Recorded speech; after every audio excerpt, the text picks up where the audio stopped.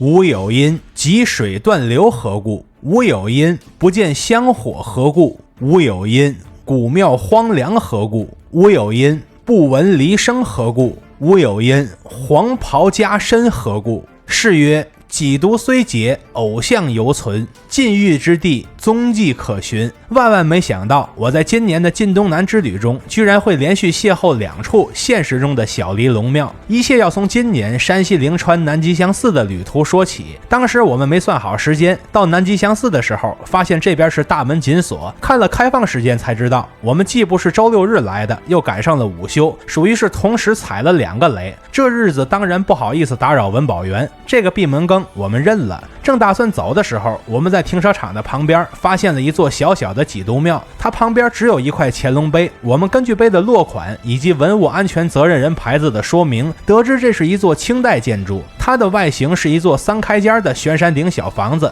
几岔有陶制阁楼，斗拱上用云纹蚂蚱头，再往下是花草雀替。另外别看这房子只有3开间，但它们的窗棂都做出了2个样式。不过这屋子很小，并且不能进，所以花不了很多时间，看了10分钟就走了。过后我查资料时发现，中国古代的4毒分别为江毒、河毒、淮毒、己毒，对应的则是4毒龙神。根据黑神话悟空的世界观，济都庙所对应的龙神就是我们所熟知的小离龙。我本以为和他的缘分就到此为止了，没想到刚过2天就又和他重逢了。大家好，我是徐工。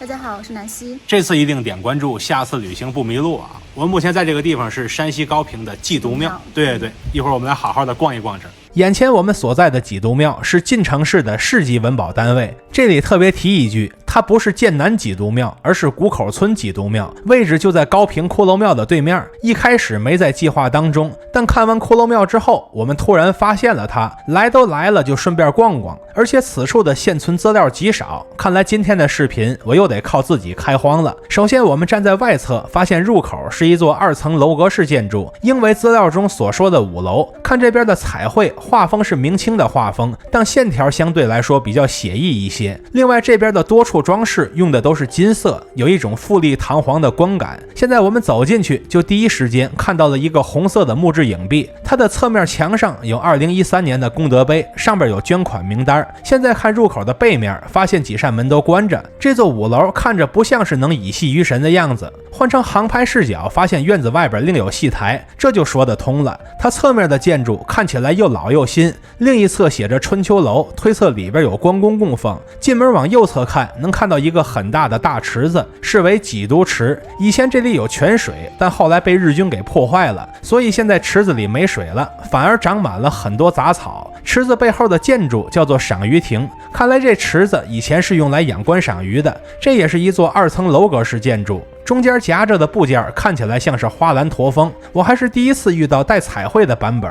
而楼阁下层的墙壁里还镶嵌着3块碑，但年份只标识了一处道光，推测这3块碑属于同一组。然后我们面向院子深处，进入左手边的武温殿内。看这边的神像，中间赤发蓝脸身穿龙袍的大造像，依明代卷本阳间主病鬼王武温使者众像推断，此即为主病鬼王。那么两侧的4尊造像则是4方瘟神了。殿内的梁架结构简单，但是弯曲的尺度比较大，颇有元代的画风。殿下配套的重修碑则是一块乾隆年间的碑，其窗下浮雕则是云中飞龙，两侧还有宝相花装饰。现在走出来，去紧挨着武温殿的下个殿，它就是高梅祠。此神灵在《山海经》中的名字叫做勾芒，是春天的生长之神，后来名字变成了高梅，梅通梅变成了生育之神。其实直到现在，很多与生育相关的词里都带有春字，这些词的源头说不定就和这位神灵有关。高梅祠外有2块碑，一块是明万历年间的重修碑，另一块则是清嘉庆年间的重修碑。看来此处的始建年代不会晚于明朝，其窗下浮雕则为双凤祥云。现在我们看另一侧，武温殿的对面是牛王殿，外侧窗下的浮雕仅有2个菱形的花朵，内中供奉的3尊塑像是牛王、马王和药王，因为他们治好了很多牲畜，所以被后人尊奉成神。此殿也被称为3王殿。殿内的壁画有一侧像是给动物针灸的场景，而且还挺硬核的，另一侧看起来像是大战瘟神、保护一方平安的场景，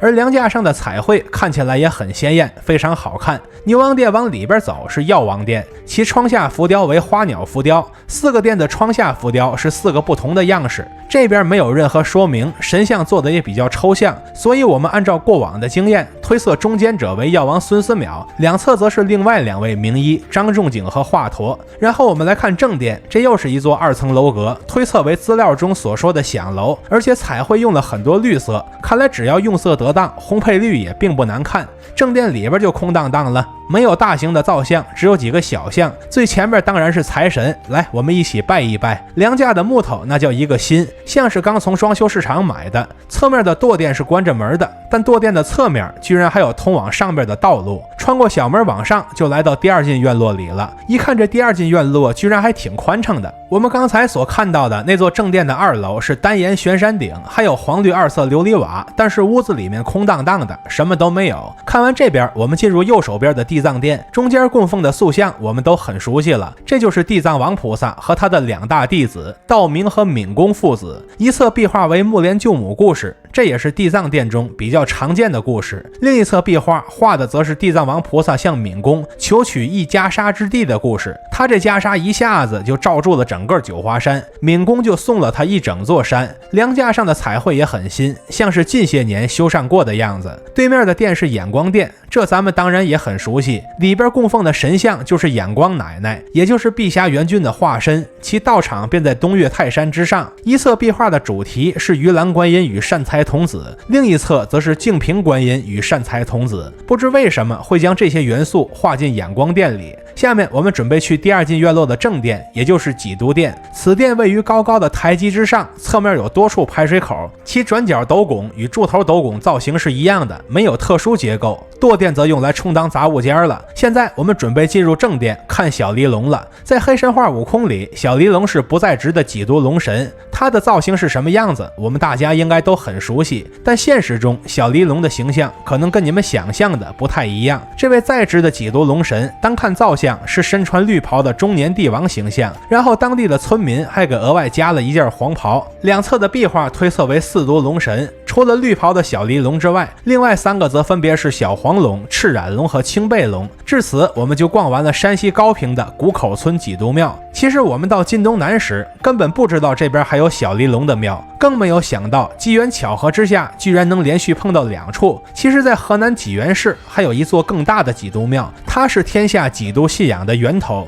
这古老的自然崇拜在民间俱是一团火，散是满天星，偏偏就有那么2颗被我们拾了起来，并记录在了这个视频里。不知能有多少有缘人刷到这个视频，从而了解到黑神话悟空里的很多细节，它与现实中的中国传统文化是息息相关的。或许这便是这游戏在本身好玩之外，能吸引那么多玩家的原因之一了。看到这里的朋友，记得一键3连加关注，和徐工一起读城，一起旅行。